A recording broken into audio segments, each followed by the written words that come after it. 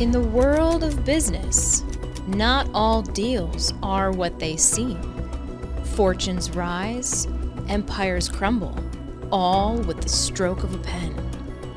Mergers, acquisitions, hostile takeovers. Welcome to Mergers She Wrote, where we examine strategies and stories behind the biggest deals in business. Because in M&A, the real risks are the ones you don't take. Welcome back to another episode of Mergers She Wrote. I'm Paloma Goggins, your host and the owner of Nocturnal Legal. Our guest today is going to share her journey on how she started a staffing agency in a side room in a rental home and ultimately sold it for $28 million. I'd like to welcome our guest today, Diane Prince. Thank you, Paloma. Thank you so much for being on today. Thanks for having me. So I'd like to just dive right in. How did you decide to start a staffing agency? Did you have a background in this arena, or did you just decide on a whim to go with this type of industry? Well, kind of neither. So I had a little bit of background from temping. My first temp assignment was when I was working in London. I was 19 years old. I got a student work permit and poured beer in a pub one night, and I was terrible at it. I had like beer all over me, and an English man said, "How fast do you type?" And then I started temping the next day. So I had somewhat of experience. And then fast forward a few years, I was newly married, and my then husband and I had the idea of starting a business that we could build and exit. So then we started thinking about business models where we could do that were scalable. So we worked our way from there and arrived at staffing, and we had a temp agency for title insurance. Building your business with the end in mind. Do you think that helped guide you in a more unique manner than, I feel like most people start their businesses and they don't even think about the end until they've grown to a certain size, or maybe they've reached a certain age. And so knowing that when you started this at such a young age, that your goal ultimately was to sell the business, how do you think that really helped guide you in building the vision and just scaling the business? Like, what was the impact of that mindset? It impacted everything that we did, because even from the decision on what kind of business we would start, because we spent several months brainstorming and thinking about different business ideas, and some were, we would have been okay, but we were like, no, that doesn't fit our vision. And now I business coach. I work with some founders, and some people will come to me several years later who after starting their business, and they might have a profitable business, but they don't like it because it's not serving what they want out of life. So a lot of people start businesses with either something they're good at or some solution that they want to solve for the world, but it doesn't solve what they want to get out of it. And I think that's such an important point that you brought up, which is like that disconnect between building a business that fits the lifestyle and the end goal that you want versus looking at to solve a problem that perhaps at the end of the day, I mean, I've listened to Diane talk about her starting a secondary business after selling her first agency which was a clothing line. And you had said this just wasn't a good fit for you lifestyle wise. And so, for something that was started and you ultimately were like, I need to close up shop because this isn't working, what was the moment that you were like, okay, this is the wrong path? Yeah, well, I had originally started my clothing business with an exit in mind again. However, I totally leapt into it. I did it too fast. I had never had inventory before, and there were so many parts of the business that were just overwhelming, and it just didn't work. So it was really, and I held on to it probably too long. Not probably, I held on to it too long. But it was the moment where I just realized it wasn't, it just wasn't, it was too, clothing was too competitive. Inventory was too difficult in the business model that we had. So it was a combination of things where the women who were, so I had a direct sales model like Mary Kay or Stella and Dot, and the women who were selling it loved it. So they were having a great time, and they were not happy when I closed it. But I just realized for me, I mean, it was really financially devastating and emotionally. And I was single at that point, divorced and raising 3 kids. So yeah, I had that moment. So like I'm hearing just generally do what you know best is kind of maybe a guiding force, but also you started with no experience in the staffing agency. So in my brain, I'm trying to marry the ideas of like, don't stray in something that maybe perhaps is so outside your wheelhouse that it becomes this foreign entity that you're just operating and doesn't jive with your life. But at the same time, you started the staffing agency that you ultimately sold. With no prior experience. And so how do we marry those two? Like if someone is thinking about, okay, my business now, I want to scale, I want to sell, what would be something they would say to themselves in this process? Because the two are almost like diametrically opposed when you're thinking about them. I mean, you have to start somewhere, right? And so for me, I'm a starter. So when we started our staffing agency, and we ran into somebody at one of our high school reunions. It was our 10-year high school reunion, and we ran into somebody who was working at Manpower, a global staffing agency, and he was saying, "I'm just going to get a little bit more experience before I start." So for us, we just jumped in. So that's really kind of how I am, and I think that starting something without experience in that industry gives you an edge because it gives you a creative edge and you can approach problems in a different way. Back then, our guide was a dummies book on how to start a temp agency. Now there's so much information, it's overwhelming. There's so many influencers and coaches and content about how to do something that people, what I find is get paralyzed by all of the information and how should I do something. So I think there is a benefit to that common sense and bringing in your own personality. And yeah, and I mean, I think with the clothing business, for me, what was the issue was it was planning. It was planning the inventory and doing it at a bad time in my life as well. I never start a business while going through a divorce. Sound advice. So there were a lot of other things too. Like my kids started coming to me. They used to be. I used to share custody, and so I'd work when they were at their dad's, and et cetera, et cetera. So there were a lot of other things as well. Well, and I think too, this idea of busy life transitions, right? And knowing your own bandwidth and your own capability. I think it's so common in today's world for us to want to do everything. And it's been sold to us time and time again, right? Is that you are capable of doing everything and anything that you want. And the reality is we only have so much time in the day. And so I think too, if you're out there listening to this as a business owner that is either just starting their business or perhaps, in the early years of operating, be honest with yourself, right? In your own capacity, because your ability to scale and grow something that is possibly sold for multiple millions depends on that. True. So you sold your first agency for a whopping $28 million, which congratulations, by the way. You've said and I had the good fortune of watching you present on the topic of how you scaled and sold your business at a co-working space that you belonged to a week before we had this episode. So I have a little bit of insider information.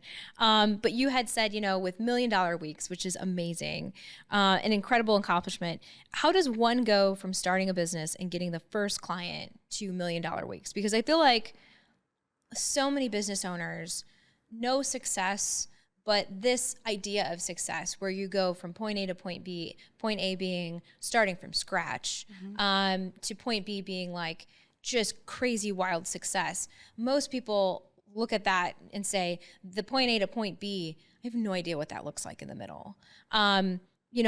What can you share with us in terms of like how to get from point A to point B in any business really, but mostly from your perspective in your building your agency? Well, the first thing is having the right offer, having the right product market fit or timing.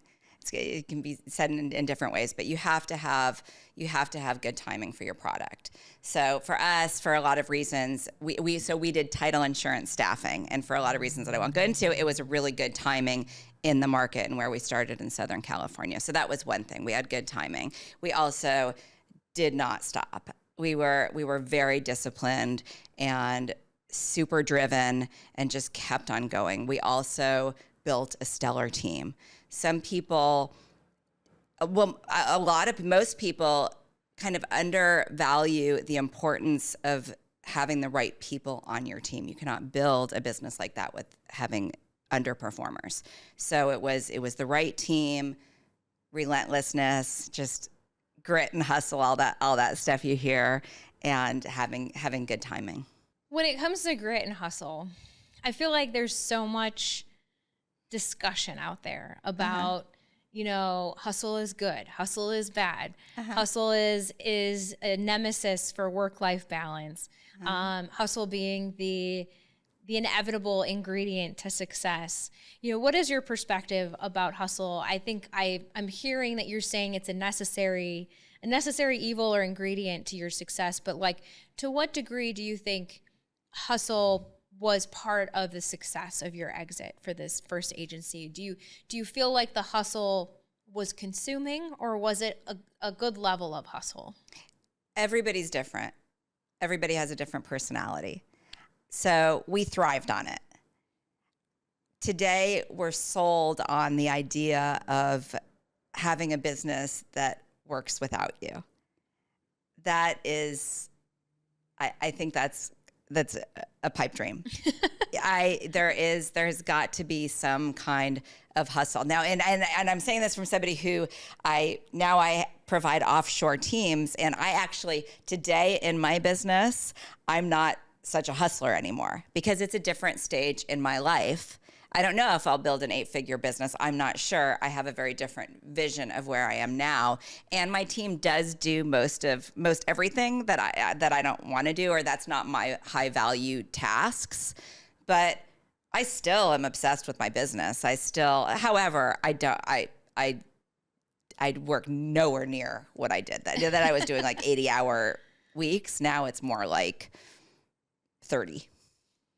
Well, and I was going to say too, I like that you had said that it's so individual specific, because to your point, I do think that there are entrepreneurs out there that love the hustle. They love to eat, sleep, and breathe work. But there is that dichotomy right now in the marketplace and in our culture that this 4-hour work week, the idea of taking a vacation and making money while you sleep is pushed so much online that I think it's even harder for a lot of business owners to feel like, man, I'm still hustling too much, even when hustle is in fact quite normal for a lot of people working in their business and on their business. Granted, there's ways that they can optimize their business, but generally speaking, you're not going to get away there's, like you said, it's a pipe dream. There's no way. I feel like, unfortunately, a lot of the messaging today is it makes people feel like they haven't, quote unquote, made it, when in reality, you really can't have a business where you're just stepping back and it runs without you wholeheartedly. No. and people will ask me, they'll say, well, can I hire you to help me build? I want to exit for $28 million, but but I don't want to have employees, or I don't want to do this, or I don't want to do that. Well, I don't know how to do that, because it's not easy. It's difficult work. And I'm not here to say it was easy. It was very complicated and hard. Now, my business today is a lot easier. I've built it in a different way, and I've been obsessed with figuring out how to have an offshore team do all of the heavy lifting. So that's my new obsession and way of building. Do you think that someone could today, with the right components, right? Because you've talked about having the right team, the right determination, the right solution for the current economy, the current needs. Do you think it's possible to sell at such a high amount for a business that is less complicated? Or do you think you still, for something that's in the millions of dollars range? I mean, I think, in my opinion, from what I'm seeing in my world, working a lot with business owners that are selling their businesses, I would say on average, the deal that is 10 million and above has employees, usually many of them. Yeah. It's usually a fairly complicated business. it can still be run lean, and not be overburdened by processes and infrastructure. But for the most part, you're not seeing, or at least I'm not seeing in the marketplace, these two people businesses that are selling for $60 million a pop. No, I haven't seen that. Yeah, and I mean, you know this from your experience and your work. Every business, so I've sold a few other businesses. That one I sold to a public company. I've sold a business to a family office, to a private business, to a PE firm. And everyone had a different motivation or reason for buying that specific business. So I learned you don't necessarily know who your buyer is going to be or why they're going to want it. And there's a few elements that are always important, like team building, having your financials in place, systems and things like that. But yeah, I think it is a pipe dream to think that, but who knows? It could, I mean, look at, some businesses sell on an idea these days. So it just depends. Well, and I was going to say too, maybe the big bad AI changes some of that too as we shift and we morph in technology.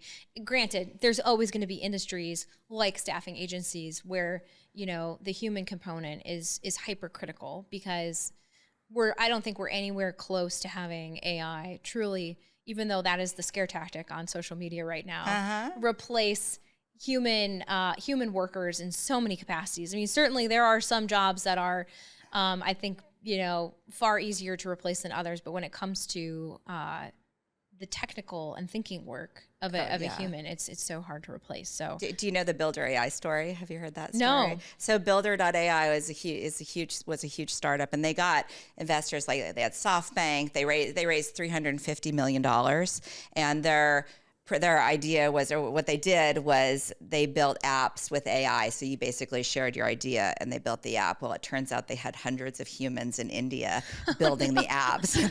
They went bust. So. Oh man. Well, I mean, that makes sense, because from what I've read online, a lot of the AI coding tools, people are they're like, it's not quite there to be able to build an app completely without some sort of human touch to it. Yeah. So that's funny. Oh man. But it does raise your multiple, right? If you have AI in your name. Yes. Well, and I was going to say too, that seems to be a recurring theme. I have to wonder how many AI businesses actually have more human touch points than you actually realize on the back end. When the query is more complicated, or a search has to be done that AI really can't do on its own. I'd be really curious. Obviously, we're never going to know the answer to that question. But well, they say 95% of businesses exaggerate their use of AI. Interesting. Exaggerate in that they say they use it more or less? They use it more. More. That's fascinating. So we've talked separately about how you aren't a perfectionist and have never really experienced imposter syndrome, which I think is amazing. I think for many people, they don't know what it's like to run a business without feeling either of those emotions or mindsets.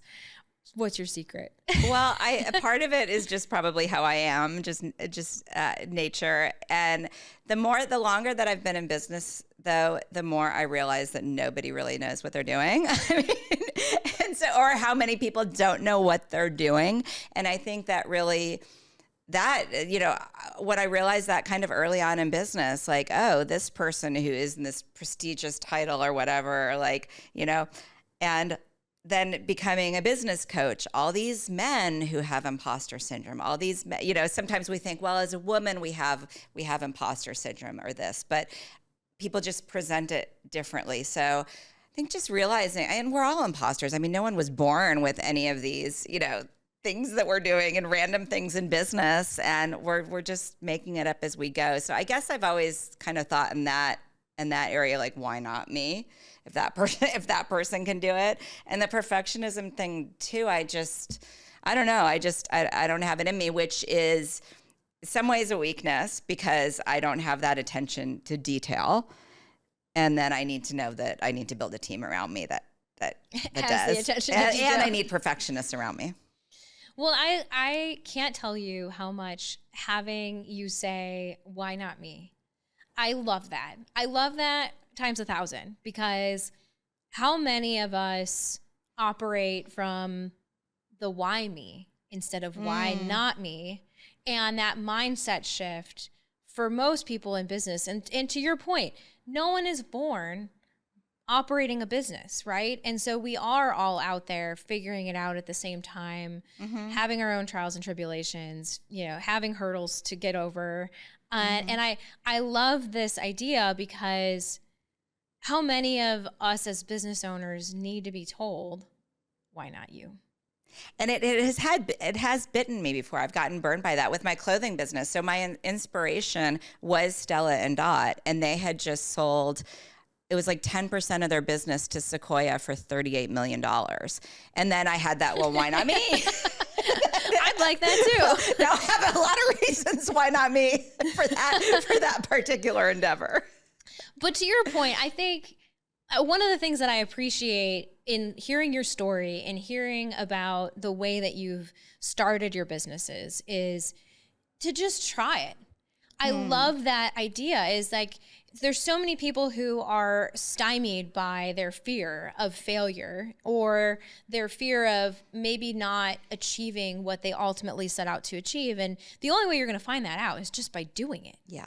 And to your point, starting your first agency as this, kind of like almost a side hustle in a way in this, tiny room in a rented home. And, you've shown me the picture of you, next to this fax machine. And like, I love the grassroots startup feel of like, I'm just going to do it because no one is going to tell me that I can't. And I think that there's so many entrepreneurs and current business owners that need to be told and really take that and absorb it into their own motto, because at the end of the day, if you're not going to do it, somebody else will.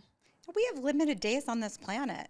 That's why I stopped drinking too. You're looking at I did a life expectancy calculator, and I'm looking at okay, I am not, maybe I have 30 years, I don't know, and I don't want to waste it. And none of this is that big of a deal. Where does one take a life expectancy calculator? Oh, Google. I don't want to know. I don't want to know. But also, that's terrifying. So it asks you about your habits, and that's how it calculates I find them? it very empowering. Yeah, it asks about your habits and your health and your smoking and drinking history and things like that. Are you married? Which I'm not, but I did live by the ocean, which elevated it. I have good friends, which elevates it. But yeah. Mm-hmm. I wonder if its algorithm, being married, is it increases or decreases your it's such a subjective. I was just thinking about all the things it can ask you, and it's well, your marriage could be amazing or it could be terrible. That could be being married is not subjectively just the question. Probably for men it increases and women it decreases. I'm thinking I can see that. We're being cynical. All right. So you believe in the power of systems and hiring an A-team. And yes. I know your current agency is called A-team. Yes. And what advice would you give a business owner listening to this episode about how those two pillars of your business shaped your ability to sell your agency? Yeah. So hustle will take you to a certain point, and then you need to put in systems. So we were totally flying by the seat of our pants in my first business, and which I do a lot of times in my businesses. For me, it's, people will be like, oh, I got my LLC, and I know you're a lawyer, so no offense, but I'm just get your first sale. Who cares? Taxes aren't due until next year. Just get some money in. So that's kind of how I look at things. But then you do need to put in the systems and the structure to really build something that's scalable. So that is essential. That was a huge cliche, but game changer for us once we started really putting in systems and hiring the right people. So it's also about understanding your weaknesses and bringing in people who have strengths that can counterbalance your weaknesses. And when you're going to sell, that's important too. Systems are important, structure is important. A reason why I've been able to sell businesses is because of the team that I put together and intentionally building teams that wanted to stay on with the business when I didn't want to. I was going to say, one of the things that I feel is a big question for anybody in the process of scaling is how do you hire thoughtfully? And as someone who has built businesses around the idea of staffing and staffing appropriately. I mean, we're not just talking about staffing for your clients, we're also talking about staffing for yourself so that you can continue to run and scale. I mean, what are some things that you learned in the process of being able to hire and place people into title companies and also for your own business? So one of my core values is vision. And so similarly to how I build businesses based on my personal vision and what I want to get out of them, I've learned that hiring key employees based on their personal visions as well, especially if you have an early stage business and you're bringing on people who are hireable. You need to make sure that their personal vision can be satisfied with the role that they play in your business. For example, one of our first executives that we brought on, his goal was to become CEO of a publicly traded staffing agency. We wanted to leave, like we wanted to get out. So we had no problem pushing him forefront so that he could then, and he ended up getting what he wanted. He ended up being CEO. When we sold the business, he was fired a few months later. That wasn't my problem. No, it wasn't part of your game plan or his. Obviously, with an acquisition, everything's kind of off the table. But I like that idea. When you're asking about people's vision, is it part of the initial interview questions? 100%. I ask, what are your career goals? That's a first interview question. I always do a pre-interview. So I have a very quick, like 10-minute pre-interview so that then I have a cooling off period. So if I'm excited about their personality or whatever, I take time though to really think about it. But I always ask, that's my first question that I always ask is what are your career goals? So I want to know that what they're going to do in my business. And this is any role. And I have small businesses, so this is any role in the business. I want to know that they're going to be able to hit their personal goals at this time in their life. And if there are things that are beyond the business, then if they're a fit now, then how do we help them through this? So it's not some like awkward conversation or, you know what they want and you help them to get it. And then they help, in return help you in your business. I like that. So what happens when you're interviewing someone and you ask them their career goals and they don't have any? Is that a B player or a C player? Or are you like, I'll help guide you to help you? Because I can imagine for some individuals who are potentially on the younger side, they haven't thought too hard about what their long-term goals are, other than to get paid and have a means to an end. Yeah. I don't know if I've ever had anyone not be able to answer the question. Because even if it's short term, or even if they're just starting out, and even if their goal is making money. I mean, when I'm looking for salespeople, and I also have people rank what's most important to them. And if they're in a commission-based role and they don't say money as the first thing, I dig in and I want to know why. And the only acceptable answer is because I know I'm going to hit my commission. So it just depends on what role they're going for. And it could be shorter term goals. It doesn't always have to be long-term vision. But if they are a key player, if they are going to have an equity stake, I want to know everything. I meet their families. I want to know that because it's going to be hard. I want to know that their families are bought in, the whole deal, because people go into co-founder. I know you know this. People go into co-founder relationships. So just without due diligence. Yes. And I coach a lot of people through separating from their co-founders. It is an unfortunate theme, and I see it more frequently with people that are closer before they partner. So, longtime friends, family, people that, they're like, oh, I've known this person since kindergarten. They're my best friend. Like, those are the worst because people change. And unfortunately, no matter how much you warn individuals, like, okay, we're going to put together an operating agreement because it's your prenup, right? You got to have something so that in case things go south, you can separate and break up amicably, and that operating agreement can be the playbook for that. But there's so many times I have conversations where we're adding people as members, or people are joining in as partners, and then as soon as money starts rolling in, the dynamics change. Because friendships never had money as a dynamic. It's not a husband and wife duo. You're right. It's, and even in parent-child relationships or even sibling relationships, the money dynamic has never been, you know, how do I get my fair share from the work I've put in? It's either a support role or just equal sharing. And so it's interesting how I think ironically money typically is the driving force for a lot of people breaking up in their businesses. But to your point, it happens so much. Yes. Unfortunately. Yes. When it came time to sell your business, how did you start preparing? We hired, for my first business, we hired an investment banker. So, and from the beginning, because we knew that was our goal, and in year 2, we started meeting with him. So way before we were ready. So we'd meet with him every quarter and say, okay, this is where we're at. What should we do next? So we took it as his advice. He became an advisor. And so once it was time, that time we went through their whole process. I mean, they did all the work, really. They wrote a book, they prepare all the book, and then they put it out to their whole, they find the buyers and all that. Nice. Was that something that, like, once you went through it the first time and you learned the process, did you feel emboldened to be able to do it a second time without that sort of guidance because you had received it already? Or was it something that you were like, okay, I want that person back on my team? We used them for another deal. And then it also depended on the size of the deal. So I sold one offshoot, a section of one of my businesses to a private equity firm for $1 million. That one I used my lawyer. Like, I didn't use an investment banker for that. I mean, investment banker, it's expensive. Those are 6-figure checks that you write to them. Yes. So it just depended really on the size and the type of the deal. Okay, that makes sense. Is there something that you wished you would have done differently in the process of selling your business, looking back on it now?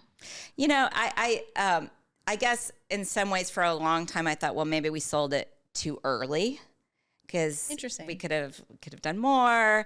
And another thing I wish I would have done is document it. I wish I would have documented the process more so that I was telling the story as we did it, which I'm trying to do now. Well, and I was going to say documentation is it's so hard to go. It's in the moment you're like, I'll remember this. And then once it's done, it just blurs all together, and like the minutia of it. I think of it this way. We like to travel, and I always want to do a travel journal because I'll never remember the days that we've traveled in such detail if I don't write it down. And of course, when you're packing, you're like, oh, whoops. Am I really going to bring a journal to lug around or whatever? And I always tell myself, I always promise myself I'm going to get home and I'm going to journal. And then, of course, I never do. Yes. And so I've got pictures to try and piece together my days. But to your point, it's so hard to go back and rewrite the story from your past. So. And now we have social media, so it is easier. But the picture you saw of me by the fax machine is pretty much the documentation. And I love that. I hope you have that framed and like hanging. I don't. Yes, you absolutely should. Your origin story. You created a number of agencies after you sold your first one for $28 million. So many people sign non-competes. When they sell their business, they can't go on and continue to do what they used to do. How were you able to continue to create agencies? Was it a carve-out? Was there a time frame limitation? Did you sit on the sidelines? I know you had the clothing business for a while, so there was a time period where you weren't potentially building agencies, but what was that like for you? So we did respect our non-competes, and after the first business, we started a couple of staffing adjacent businesses. So we had a job board that was actually part of an offshoot of the first business. So that was a carve-out. So we kept that. And then we had a couple of vendor management businesses in staffing. So that was not included in the non-compete. We started our second business really when the non-competes expired. And we still got sued. We actually, Really? Yes, it was Kate Force who sued us. And we actually settled with Lloyd's of London. Lloyd's of London then wasn't going to pay out so anyway, we ended up settling with Lloyd's of London. It was favorable to us. And then when I sold my last staffing agency, that's when I started my clothing business. So I've always had non-competes and sat out, and then retired for a while. I mean, I had 3 kids, and my baby, my youngest one, when we sold the first business. So yeah, it just took time off as well. Yeah. Well, I was going to say, I feel like a lot of people, a question I always have in my mind when I hear people who have exited, especially for multiple millions, like I always wonder why the drive to go back and build more business. Because inevitably, a majority of those people, it's just in their blood to go back and create more businesses or do more work. And I think it's a driving force for them. Do you feel like it's just in your DNA? I'm going to say there was greed. There was greed. And the people that we were associated with after we sold our first business were like, well, that's not enough money. You don't have, FU money. And I mean, it was really, and we got really wrapped up in that. That's crazy. And we were living in Malibu. We moved here. We were in Paradise Valley. And, so we thought we'd move to Arizona and have this quiet, cheap life. And we were like, all of a sudden our kids are in private school here. And I would say we were very young too. We're at 33 and had a lot of money and got really wrapped up in keeping up with the Joneses. That's crazy. Yeah. I like the FU money term. I once took an Uber from the airport home in Phoenix, and my driver was a private pilot. And we were chit-chatting, and he was saying how Uber is just his side hustle. He flies for a private family and only one family all the time. And he said they have hamburger money. And I was like, what's that? I've never heard that. I had heard FU money before.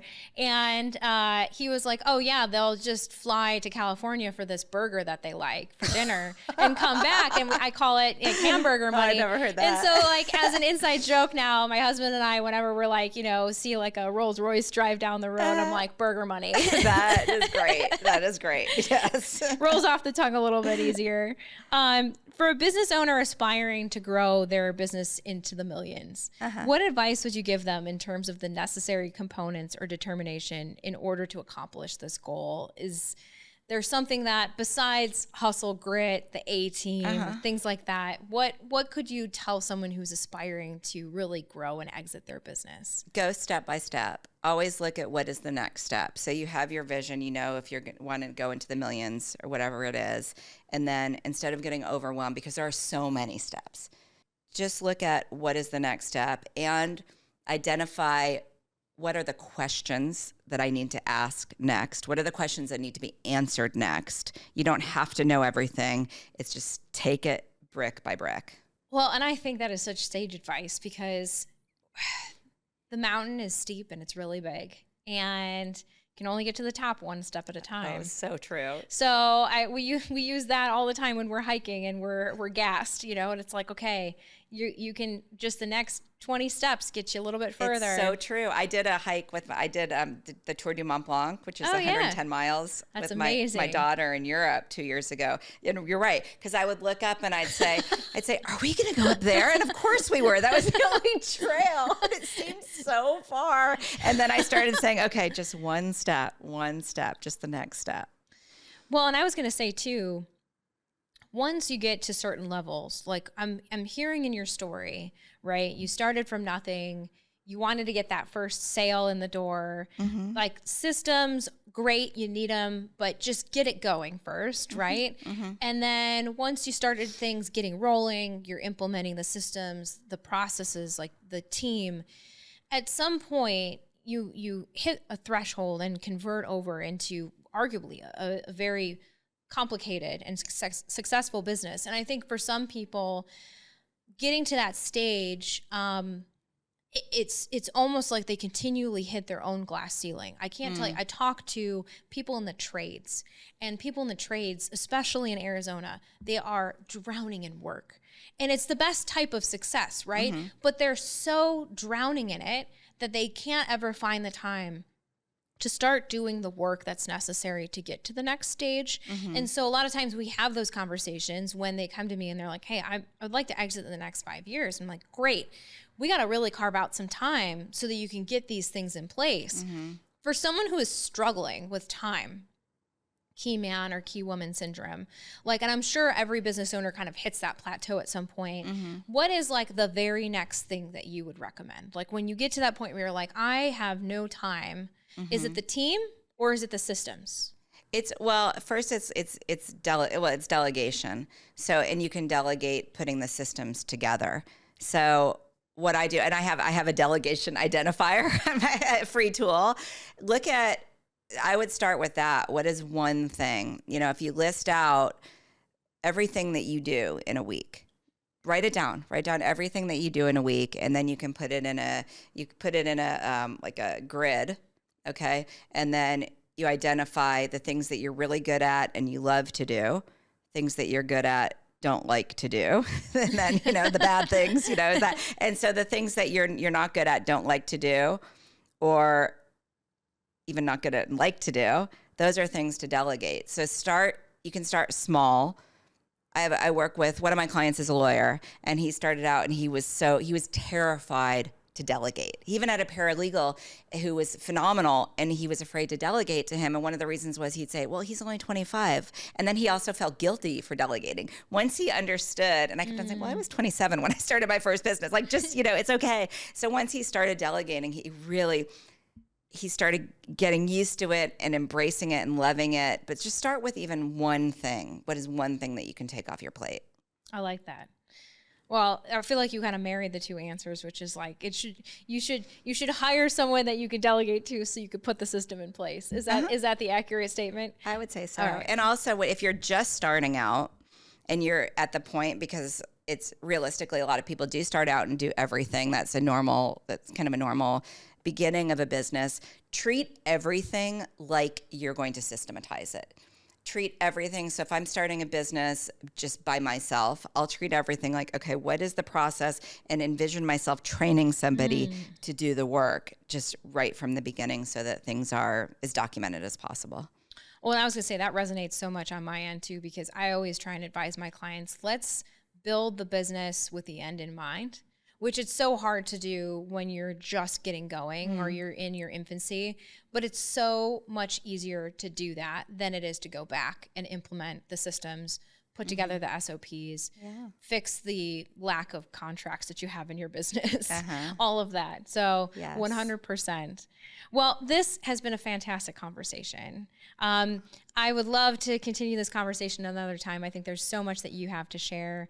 Is there anything else that you would like to talk about before we close our episode today? I just say go for it. If you want to start a business or anything in life, it's not that serious. It's just go for it. I don't want to waste any precious day in life. And if that's something that you're driven to do, I'd say do it. I love that. And if you're lacking the motivation, go on Google and check out your life expectancy.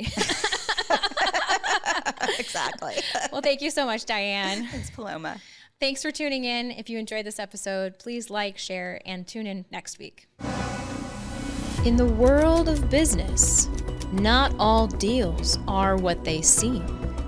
Fortunes rise, empires crumble, all with the stroke of a pen. Mergers, acquisitions, hostile takeovers. Welcome to Mergers She Wrote, where we examine strategies and stories behind the biggest deals in business. Because in M&A, the real risks are the ones you don't take.